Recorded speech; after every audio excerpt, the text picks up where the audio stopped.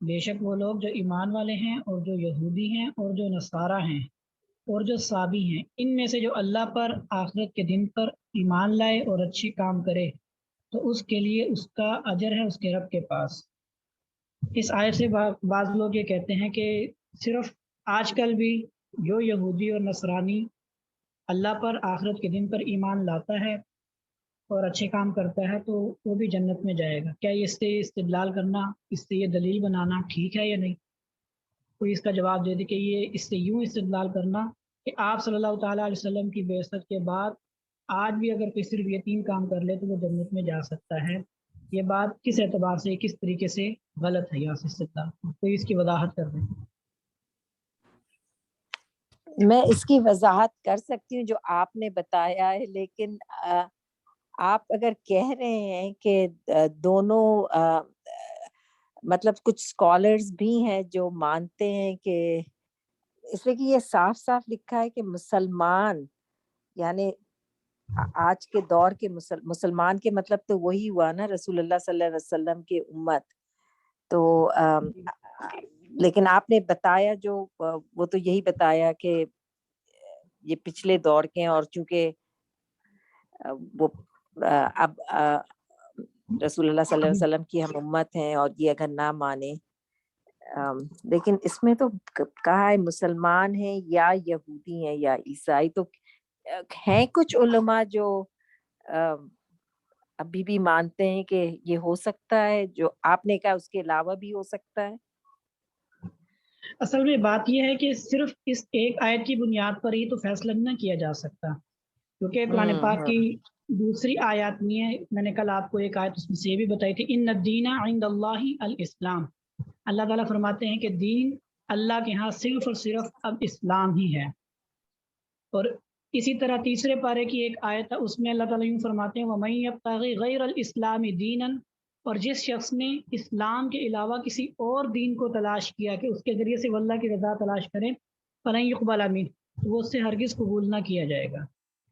اور اسی طرح اگر یہ بھی مان لیا جائے کہ اس آیت سے تو یہ ثابت ہوتا ہے کہ صرف وہ ایمان لے آئیں اللہ پر آخرت کے دن پر اور اچھے کام کر لیں تو ان کی نجات کے لیے کافی ہے، اگر اتنی ہی بات تھی تو پھر نبی علیہ الصلاۃ والسلام کا یہود اور نصارہ کو اسلام کی دعوت دینا یہ ایک لغو بات کہلاتی ہے کہ جب ایک چیز آلریڈی ان کے پاس موجود ہے، وہ ان کا دین ان کے لیے کافی ہے، وہ جو ان کو جنت میں لے جائے گا، تو پھر ان کو نئے چیز کی یا نئے دین کی ان کو کیا ضرورت ہے؟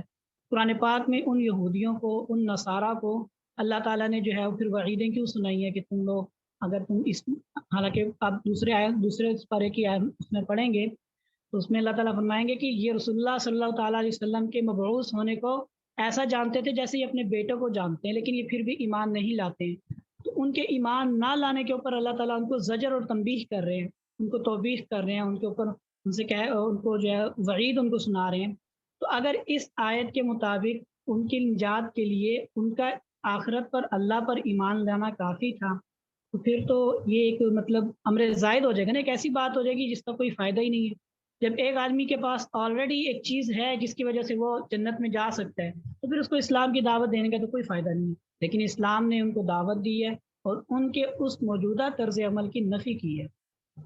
تو ان آیات کی روشنی کے اندر اس سے جو ہے جو ثابت یہی ہوتا ہے کہ اس آیت سے یوں استدلال کرنا کہ صرف آج کل کے دور میں بھی جو یہودی اور جو عیسائی اللہ پر آخرت کے دن پر ایمان لاتا ہے تو بس اتنی بات اس کی نجات کے لیے کافی ہے، یہ بات ٹھیک نہیں ہے، کیونکہ قرآن پاک کی دیگر آیات اور قرآن پاک کی دعوت جو یہود و نصارہ کو دی گئی ہے اس کی روشنی میں یہ بات واضح ہوتی ہے کہ یہ اتنا کافی نہیں ہے۔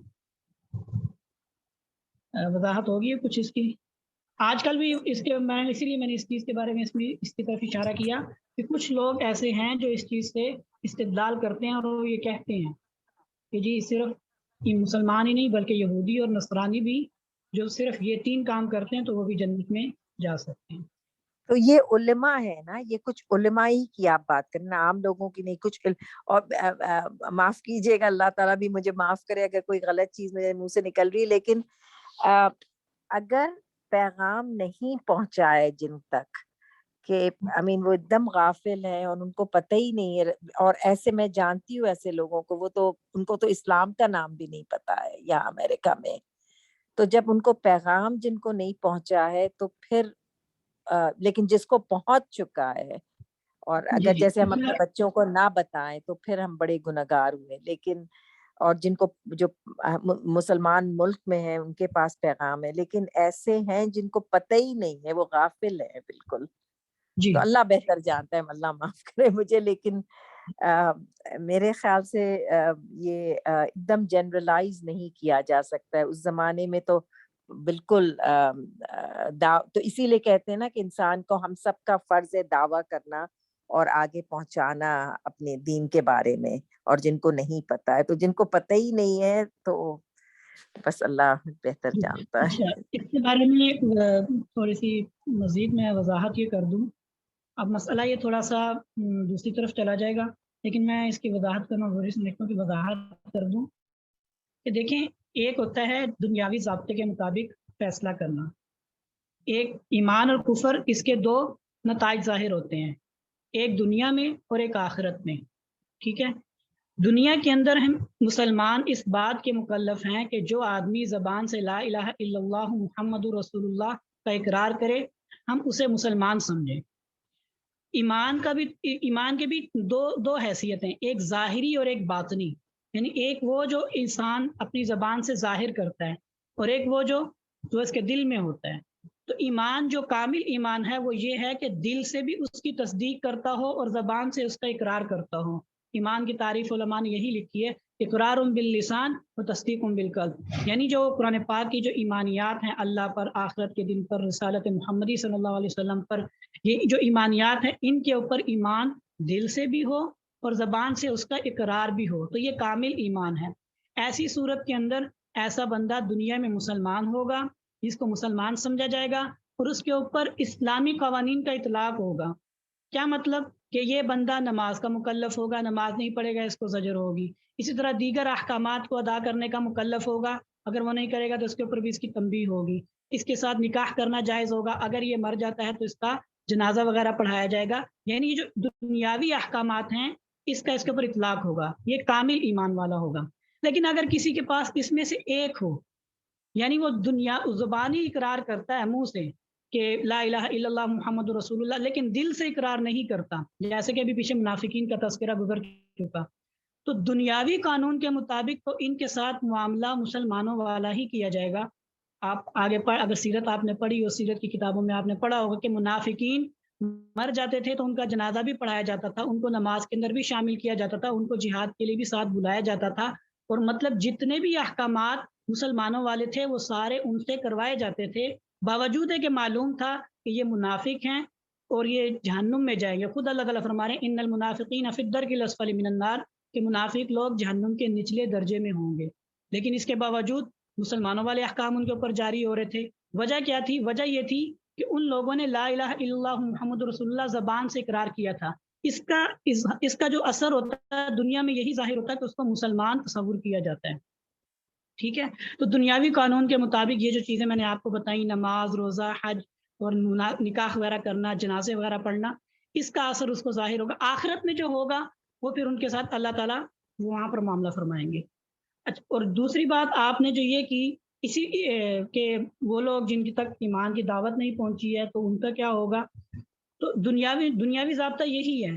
کوئی بھی ہے، چاہے دنیا کی کسی بھی کنارے پر ہے، جب تک وہ لا الہ الا اللہ محمد رسول اللہ نہیں کہتا تو ہم جو ہے وہ اس کے ایمان کے مطلب ہم اس کے مکلف نہیں ہیں.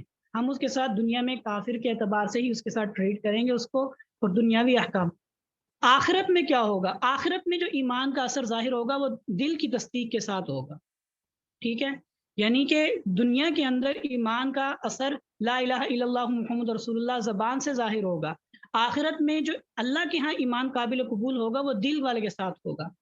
بہت حد تک ممکن ہے کہ دنیا کے اندر کسی آدمی نے زبان سے لا الہ الا اللہ محمد رسول اللہ نہ کہا ہو اور ہم اس کو کافر ہی سمجھتے ہوں، لیکن وہ بندہ دل سے لا الہ الا اللہ محمد رسول اللہ کے اوپر یقین رکھتا ہو یا اللہ پر یقین رکھتا ہو. تو اللہ تعالیٰ تو دلوں کے بھید کو جانتے ہیں نا، تو اس لیے اللہ تعالیٰ قیامت کے دن اس کے اوپر فیصلہ فرمائیں گے، دلوں کے اوپر فیصلہ فرمائیں گے. بہت حد تک ممکن ہے ہم دنیا میں جن کو کافر کہتے رہے ہوں، کافر سمجھتے رہے ہوں، کیونکہ انہوں نے کبھی ہمارے سامنے لا الہ الا اللہ محمد رسول اللہ پڑھا ہی نہیں، ٹھیک ہے، لیکن آخرت میں ہو سکتا ہے وہ ایمان والے ہوں، جیسا کہ غزوہ بدر کے موقع کے اوپر فتح مکہ کے بعد بہت سے ایسے مسلمانوں کے بارے میں ظاہر ہوا کہ وہ کفار مکہ کے ڈر کی وجہ سے زبان سے لا الہ الا اللہ محمد رسول اللہ کا اقرار نہیں کرتے تھے، لیکن دل سے وہ اسلام کو قبول کیے ہوئے تھے۔ اور سورۃ الفتح میں یہی بتایا، اللہ تعالیٰ نے جب لڑائی کا موقع پیش آیا تو اللہ تعالیٰ نے لڑائی سے روک دیا، ان کو لڑائی نہیں کی ان۔ اللہ تعالیٰ نے اس کی وجہ بھی یہ فرمائی کہ مکہ کے اندر ایسے بہت سے لوگ ہیں کہ جو ایمان والے ہیں اور تم ان کو نہیں جانتے ہو، اگر تمہاری ان کے ساتھ لڑائی ہو جاتی تو تم ان کو بھی قتل کر دیتے، ٹھیک ہے۔ تو اسی وجہ سے پھر جو ہے اس کے اوپر لڑائی کو روک دیا گیا تاکہ مسلمانوں کو نقصان نہ پہنچے۔ تو خلاصہ کلام اگر میں نکالوں تو ایمان اس کی دو جہتیں ہیں، ایک ظاہری اور ایک باطنی۔ ظاہری کا اعتبار لا الہ الا اللہ محمد رسول اللہ کا زبان سے اقرار کرنے سے ہوتا ہے، اور باطنی کا اعتبار دل سے اس کی تصدیق سے ہوتا ہے۔ دنیا میں ہم جو مکلف ہیں، ہم جس کا اعتبار کریں گے وہ ظاہر کا کریں گے، کہ ظاہر اگر کوئی مسلمان اپنے آپ کو کہتا ہے تو ہم مسلمان سمجھیں گے، اگر وہ اسلامی احکامات کے خلاف اس نے عقیدہ رکھا ہوا ہے یا وہ اسلام کو قبول نہیں کرتا تو ہم اسے کافر سمجھیں گے۔ اب وہ اللہ کے ہاں بھی کافر ہے یا نہیں، اس کا فیصلہ دل کی بنیاد پر اللہ تعالیٰ قیامت کے دن خود فرمائیں گے، ٹھیک ہے۔ تو لہٰذا بہت حد تک ممکن ہے ہم جن کو کافر سمجھتے ہیں وہ آخرت میں کافر نہ ہو، کیونکہ ہو سکتا ہے ان کے دل میں ایمان ہو۔ اب دوسری اس میں ایک ضمنی بات یہ بھی آ جاتی ہے کہ وہ لوگ جن تک دعوت ہی نہیں پہنچی ان کو ہم کیا کہیں، ہم تو ان کو کافر ہی سمجھیں گے، لیکن آخرت میں ان کے ساتھ کیا معاملہ ہوگا وہ ان کا اللہ تعالیٰ خود اس موقع پر امتحان لیں گے۔ اور ایسا نہیں ہوگا کہ ان کو اسلام لانے کا مکلف، یعنی کہ میں ایک امکان ظاہر کر رہا ہوں، ویسے تو اللہ تعالیٰ ہی بہتر جانتے ہیں کہ اللہ تعالیٰ نے کس سے کیا امتحان لینا ہے، کس سے کیا سوال کرنا ہے۔ اس دن کا جو فیصلے کا جو مالک ہے وہ اللہ رب العزت ہے، کوئی اللہ تعالیٰ کو ڈکٹیٹ نہیں کر سکتا کہ آپ نے اس سے یوں پوچھنا ہے یوں پوچھنا ہے، آپ نے ایسے پوچھنا ہے۔ وہ اللہ تعالیٰ کی ذات قادر مطلق ہے، وہ جیسے جو سوال کرنا چاہے کسی سے وہ ویسے ہی سوال کرے گی۔ تو بہت حد تک ممکن ہے کسی عیسائی سے یہ سوال نہ ہو کہ تم نے اسلام قبول نہیں کیا، جیسے آپ کہہ رہی نا کہ کسی عیسائی کو اسلام کی دعوت ہی نہیں پہنچی تو وہ اسلام کیسے قبول کرے۔ تو آخرت میں ممکن ہے اللہ تعالیٰ اس سے یہ سوال نہ کریں کہ تم نے اسلام قبول نہیں کیا، اللہ تعالیٰ اس کے عقیدے کے مطابق اس سے سوال کر لیں، جیسے کہ عیسائیوں کا عقیدہ ہے کہ عیسیٰ علیہ السلام اللہ کے بیٹے ہیں، اللہ تعالیٰ ان کو اس میں ان سے پوچھ لیں کہ بتاؤ تم نے میرا شریک کیسے بنا دیا۔ یا ہندو وہ مثال کے طور پر کوئی، تو اللہ تعالیٰ ممکن ہے اس سے یہ پوچھ لیں کہ بتاؤ تم نے خود جن چیزوں کو اپنے ہاتھوں سے جو ہے پتھر بنایا اور ان کو تم نے خدا سمجھنا شروع کر دیا، تو یہ میں نے تمہیں عقل دی تھی، شعور دیا تھا، کیا تم اس چیز کا فیصلہ نہیں کر سکتے تھے؟ تو لہٰذا ان چیزوں کا ہر بندے کا امتحان الگ الگ ہوگا، یہ نہیں ہے کہ سب بندے کا امتحان ایک جیسا ہوگا۔ مسلمانوں میں سے بھی جو اہل علم ہے، جو علماء ہیں، ان کا امتحان الگ ہوگا، ان کا زیادہ سخت امتحان ہوگا۔ جو جتنا زیادہ جانتا ہوگا اس کا اتنا زیادہ امتحان سخت ہوگا، جو جتنا کم جانتا ہوگا اس کا اتنا ہی کم امتحان ہوگا۔ عام آدمی کا امتحان اور ایک صاحب علم آدمی کا امتحان برابر نہیں ہوگا، اسی طرح ایک مالدار آدمی کا اور غریب آدمی کا امتحان برابر نہیں ہوگا۔ تو ہر بندے کا اس کے حساب سے آخرت میں حساب کتاب ہوگا، اس سے سوال جواب ہوگا، اس حوالے سے بات پرس کی جائے گی۔ تو یہ تو اہل ایمان کے درمیان میں بھی فرق ہے، اسی طرح پھر ایمان والوں کے درمیان میں اور کافروں کے درمیان میں بھی یوں ہی فرق ہوگا کہ جو سوالات آخرت میں یا جو حساب کتاب مسلمان کا ہوگا وہ کافر کا نہیں ہوگا۔ کافروں کے اندر بھی ہر ایک کے اعتبار سے ان کی حیثیت، ان کے جو احوال ہوں گے، ان کی جو حالات ہوں گے، اللہ تعالیٰ کے سامنے تو ہر بندے کا نامہ اعمال موجود ہوگا نا، اللہ تعالیٰ تو ہر کسی کے احوال کو جانتے ہیں، تو ان سے ان کے احوال کے مطابق ہی سوال کیا جائے گا۔ اور اللہ تعالیٰ کے بارے میں ہے کہ اللہ تعالیٰ ظالم نہیں ہے، کسی کو بھی بغیر اس کا جرم ثابت کیے جہنم میں نہیں ڈالیں گے، ٹھیک ہے۔ لیکن آخرت کے فیصلے کی بنیاد پر ہم دنیا میں یہ نہیں کہہ سکتے کسی کو کہ یہ ایمان والا ہے یہ کافر ہے، کیونکہ ہم دنیا میں ظاہر کے مکلف، ہم ظاہر جو ہمارے سامنے اسلام کا اقرار کرے گا ہم اس کو مسلمان سمجھیں گے، اور جو نہیں کرے گا ہم اس کو کافر سمجھیں گے۔ اب آخرت میں وہ کافر ہوگا یا نہیں ہوگا، جہنم میں جائے گا یا نہیں جائے گا، اس کا فیصلہ اللہ رب العزت فرمائیں گے۔ میرے خیال سے اس معاملے کی وضاحت ہو گئی ہوگی آپ کے سامنے۔ اچھا جی، اب ہم آگے سبق شروع کر لیتے ہیں۔ مزید کوئی اس کے حوالے سے بات، کوئی کنفیوژن یا کوئی ایسا اگر ہو تو، یہ بات واضح ہو گئی؟ جی سر، یہ بات واضح ہو گئی، اللہ آپ کو جزا دے۔ جزاک اللہ۔ चलिए अब आगे हम इसमें सबक पढ़ लेते हैं। अऊज़ु बिल्लाहि मिनश शैतानिर रजीम, बिस्मिल्लाहिर रहमानिर रहीम। सुम्मा तवल्लैतुम मिन बादि ज़ालिक, सुम्मा फिर, तवल्लैतुम तुमने मुंह मोड़ लिया, पीठ फेर ली। वल्ला युवल्ली तौलिया का मतलब होता है रुख फेर लेना, फिर जाना। सुम्मा तवल्लैतुम तुमने रुख मोड़ लिया, मिन बादि ज़ालिक इसके बाद।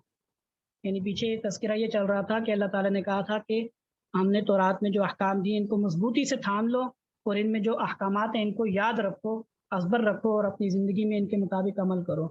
लेकिन हुआ क्या? तुम तवल्लैतुम मिन बादि ज़ालिक, इसके बाद तुमने मुंह फेर लिया, रुख फेर लिया। फलौला फ़ज़लुल्लाहि अलैकुम, फलौला बस अगर, ला फ़ज़लुल्लाह ना होता अल्लाह का फ़ज़ल, अलैकुम तुम पर, रहमतुहु और उसकी रहमत ना होती। ये वरहमतुहु का ताल्लुक फज़लुल्लाह के साथ है कि अगर ना होता अल्लाह का फजल और अल्लाह की रहमत अलैकुम तुम पर, लकुंतुम मिनल खासिरीन, लकुंतुम तो अलबत्ता तुम होते, मिनल खासिरीन खसारा उठाने वालों में से। यानी अल्लाह ताला फरमा रहे हैं कि अल्लाह ताला ने तो बहुत शिद्दत के साथ हुक्म दिया था कि इसके ऊपर अमल करो, लेकिन तुम फिर भी रूह गर्दानी करने लगे, इससे तुमने रुख फेर लिया। तो लेकिन ये अल्लाह का फजल था फिर कि अल्लाह ताला ने तुम्हें माफ़ कर दिया और इसके ऊपर वैसी गिरफ्त नहीं की जैसी गिरफ्त करनी चाहिए थी। अगर अल्लाह का फजल और उसकी रहमत ना होती तो तुम बहुत ज़्यादा खसारा उठाने वालों में से हो जाते। आगे फरमा रहे वलक़द अलिमतुमुल्लज़ीना अतदौ मिनकुम फ़िस्सब्ति, वलक़द अलबत्ता तहकीक, आलिम तुम जानते हो। आलिम यालम इसका मतलब होता है जानना, आलिम तुम ये जमा मुज़क्कर मुखातब का सीगा है कि तुम जानते हो, अल्लज़ीना उन लोगों को, इअतदौ इअतदा इअतदी इअतिदाअन का मतलब होता है हद से तजावुज़ करना, और किनायतन इसे जुल्म करना भी मुराद लिया जाता है कि जो आदमी मुकर्ररा हुदूद से फलांग कर बाहर निकलता है तो गोया कि वो जुल्म करता है। इसलिए इसका कभी माना जुल्म करना भी कर देते हैं और कभी माना हद, लुग़वी माना इसका हद से तजावुज़ करना ही है। तो वलक़द अलिमतुमुल्लज़ीना अलबत्ता तहकीक तुम जानते हो, अल्लज़ीना उन लोगों को, इअतदौ जिन्होंने हद से तजावुज़ किया, मिनकुम तुम में से, मिनकुम तुम में से, फिस्सब्ति हफ्ता के दिन में, फ़कुलना लहुम कूनू क़िरदतन ख़ासिईन, फ़कुलना लहुम फ़कुलना हमने कहा, लहुम उनसे, यानी जिन्होंने हद से तजावुज़ किया उनसे कहा, कूनू क़िरदतन बन जाओ बंदर, कूनू हो जाओ, क़िरदतन कहते हैं बंदर को, हो जाओ बंदर, ख़ासिईन धुतकारे हुए। अच्छा जी, इस आयत के अंदर एक वाक़ये की तरफ इशारा है। बनी इसराइल के लिए हफ्ते का दिन मुक़द्दस दिन था और ये उनकी इबादत के लिए मुख्तस दिन था। आज भी यहूदी जो है वो हफ्ते के दिन की जो है वो छुट्टी करते हैं और उसमें अपनी इबादत वगैरह करते हैं और इसको मुक़द्दस समझते हैं। तो ये शुरू से ही उनके लिए ऐसे चला आ रहा था, हफ्ते का दिन उनके लिए इबादत का दिन हुआ करता था। तो पहले तो इनके लिए इस दिन में खालिसतन अल्लाह के लिए इसको वक्फ करना ज़रूरी था। इसके अंदर वो कोई दूसरी दुनियावी सरगर्मी, तिजारत के एतबार से, ख़रीद व फ़रोख्त के एतबार से सरअंजाम नहीं दे सकते थे। अल्लाह ताला ने बनी इसराइल के ऊपर इस चीज़ की पाबंदी लगाई थी कि हफ्ते के दिन में सिर्फ़ और सिर्फ वो इबादत कर सकते हैं और तिजारती सरगर्मी कोई भी नहीं अपना सकते, ना शिकार कर सकते हैं किसी भी तरीके से, यानी कि जिसके ज़रिए से जो माल कमाया जा सकता है, तिजारती सरगर्मी जिसको कहा जाए, तो वो नहीं कर सकते थे। तो उसी की तरफ फरमा रहे हैं अल्लाह ताला कि अलबत्ता तहकीक तुम उन लोगों को जानते हो कि जिन्होंने हफ्ते के दिन में हद से तजावुज़ किया, यानी अल्लाह ताला ने तो उनके ऊपर हद लगाई थी कि तुमने इस दिन में कोई इसमें सरगर्मी, तिजारती सरगर्मी नहीं करनी, लेकिन उन्होंने उसमें क्या करते हैं, हद से तजावुज़ किया। तो ये वो लोग थे, ये क्या कहते हैं, दरिया किनारे आबाद होते थे। तो इसमें हफ्ते के दिन में पहले तो इन्होंने हीले बहानों से जो है ना वो मछली का शिकार करने के लिए जो है वो नालियाँ सी बनाई होती थी, उसमें मछली आके फंस जाती थी, फिर आगे पत्थर रख देते थे। हफ्ते का दिन गुजरता था तो फिर उसमें से वो मछलियाँ निकाल के अपने इतवार के दिन में इस्तेमाल करते थे। शुरू शुरू में तो ये हीला बहाना इन्होंने इस्तेमाल किया। उसके बाद फिर खुल्लम खुल्ला इन्होंने जो है ना हफ्ते के दिन में भी क्या कहते हैं मछली का शिकार करना शुरू कर दिया। समझाने वालों ने समझाया उनको, लेकिन वो ना समझे।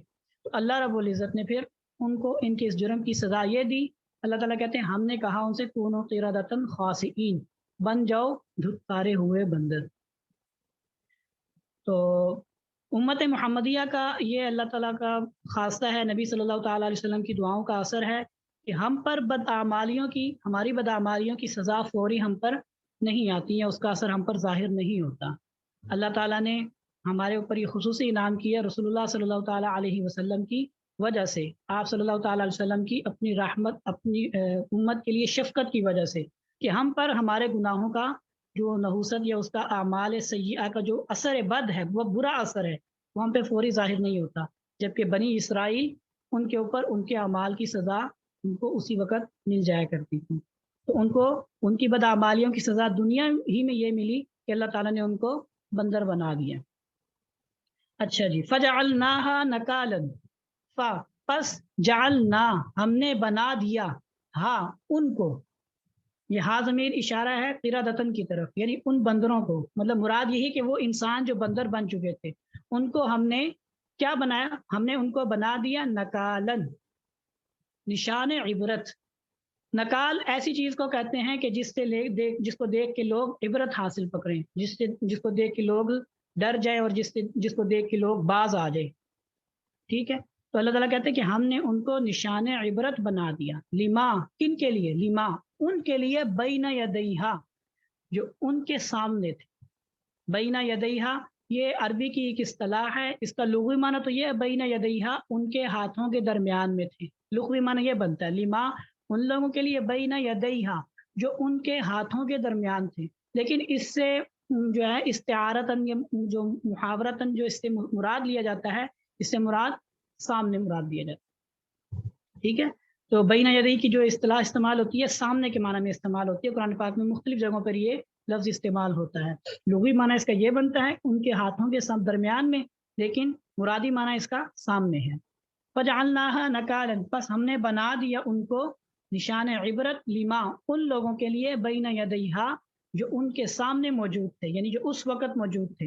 वमा खल्फहा और उन लोगों के लिए, वमा और उन लोगों के लिए, खल्फहा जो उनके पीछे थे, पीछे से मुराद बाद वाले। ठीक, वमौइज़तन, अच्छा वमौइज़तन और नसीहत बना दिया, लिलमुत्तक़ीन परहेज़गारों के लिए।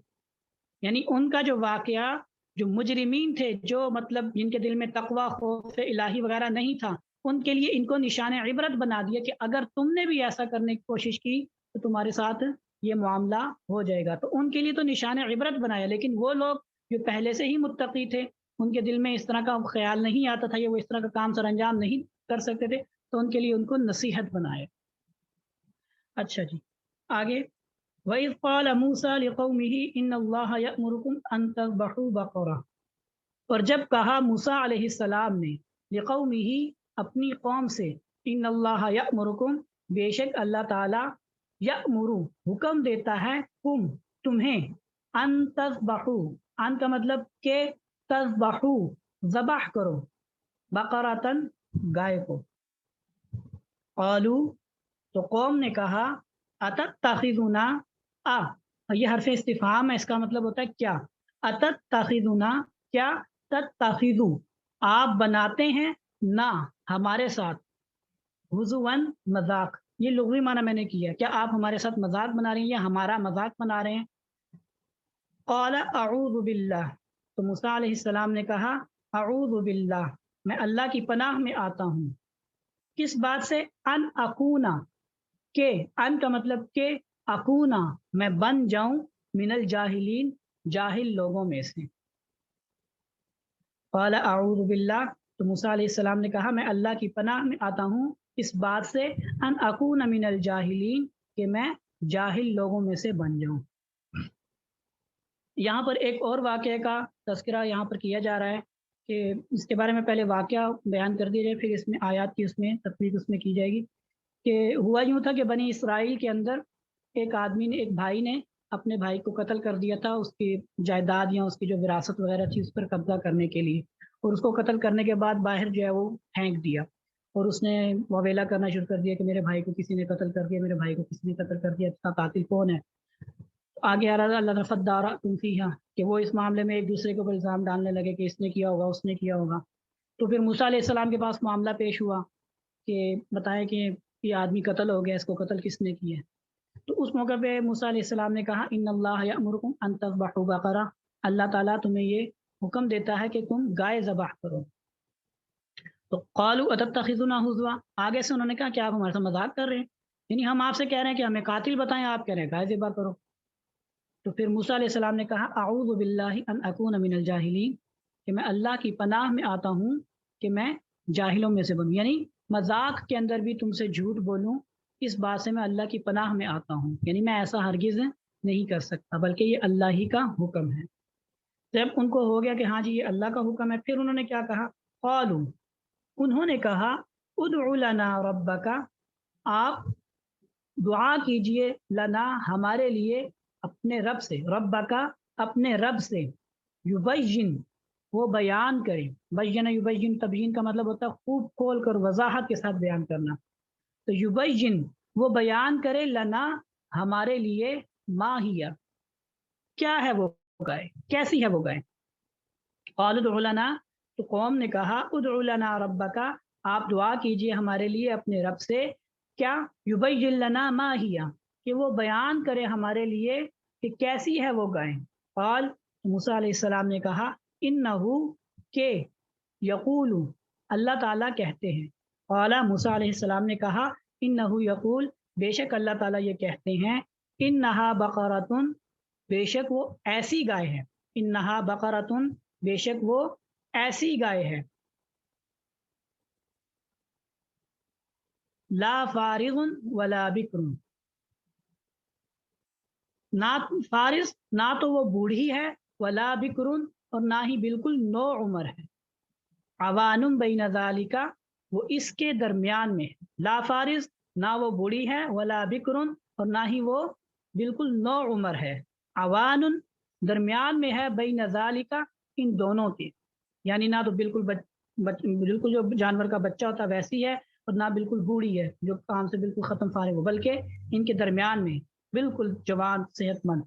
फ़फ़अलू, बस कर गुजरो, मा तुअमरून, वो काम, फ़फ़अलू मा, कर गुजरो, मा वो काम, तुअमरून जिसका तुम्हें हुक्म दिया गया है।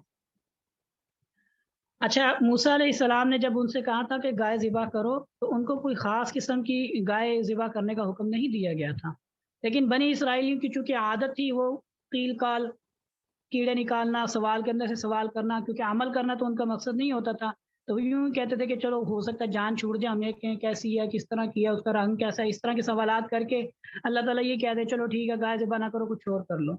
उनका मकसद ये था। लेकिन जैसे-जैसे वो सवाल करते कि अल्लाह ताला ने उनके ऊपर मामले को सख्त करता गया। पहले तो उनको सिर्फ़ ये कहा था कि गाय ज़िबा कर दो, अगर वो गाय को ज़िबा कर देते तो उनका मामला हल हो जाता। लेकिन जब उन्होंने आगे से मज़ीद सवाल किया कि किस तरह की है, तो अल्लाह ताला ने फिर उनके लिए मज़ीद, क्योंकि उनके दिल में अमल करने की नीयत नहीं थी और वो जानना भी चाहते थे कि हमें पता चल जाए कातिल कौन है, तो फिर अल्लाह ताला ने उनकी जो उनकी बदनीयती थी उसकी वजह से उनको सज़ा के तौर पर उनमें उनके सवालों की वजह से मज़ीद अल्लाह ताला उसमें मुश्किल पैदा करते गए। उन्होंने कहा कि किस तरह की गाय हो, अल्लाह ताला ने कहा बिल्कुल जो है ना जवान किस्म की हो, ना तो बूढ़ी हो ना ही बिल्कुल बच्चा है जो इसके दरमियान में जो है इस तरह की गाय ज़िबा करनी है। लेकिन फिर भी ना माने और उन्होंने क्या कहा, क़ालू, उन्होंने कहा उदउ लना रब्बका, आप दुआ कीजिए हमारे लिए अपने रब से, युबय्यिन कि वो बयान करें, लना हमारे लिए, मा लौनुहा कि उसका रंग कैसा है, Recording in progress. मा लौनुहा उसका रंग कैसा है। क़ाल, तो मूसा अलैहिस्सलाम ने कहा इन्नहु यक़ूल, बेशक अल्लाह ताला कहते हैं, इन्नहा बक़रतुन सफ़राउ, इन्नहा बक़रतुन सफ़राउ, कि वो जर्द गाय है, इन्नहा बेशक वो गाय, बक़रतुन सफ़राउ जर्द है, फ़ाक़िउन खुशनुमा, फ़ाक़िउन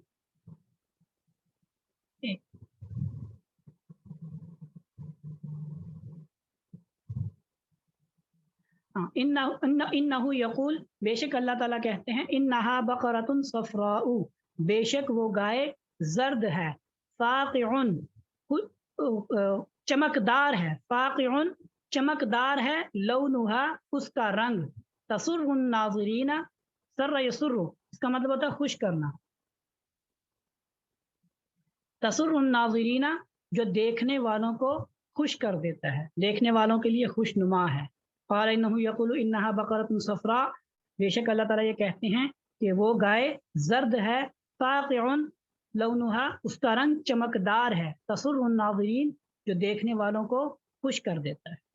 चलें बस आज यहाँ तक ही करते हैं, वक़्त जो है वो 2 मिनट ऊपर हो गए, तो बाकी इंशाल्लाह यहाँ से आगे कल पढ़ेंगे। अगर किसी का कोई सवाल हो सबक के हवाले से वो पूछ सकते हैं।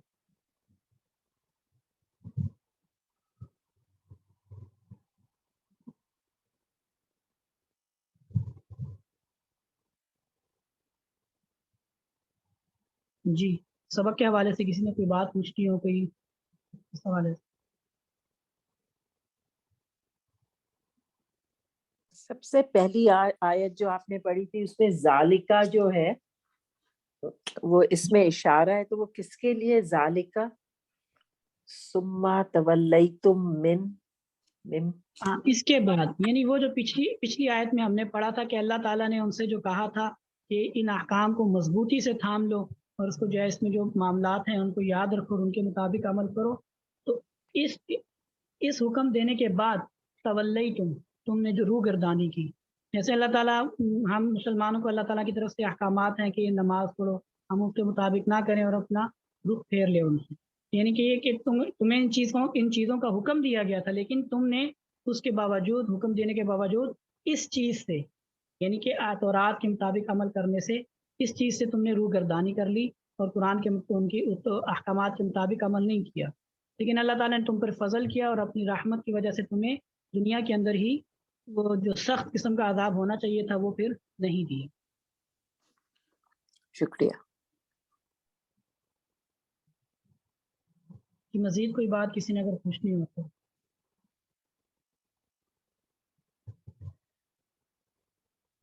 चलें ठीक है फिर, हादा हुवल मराम।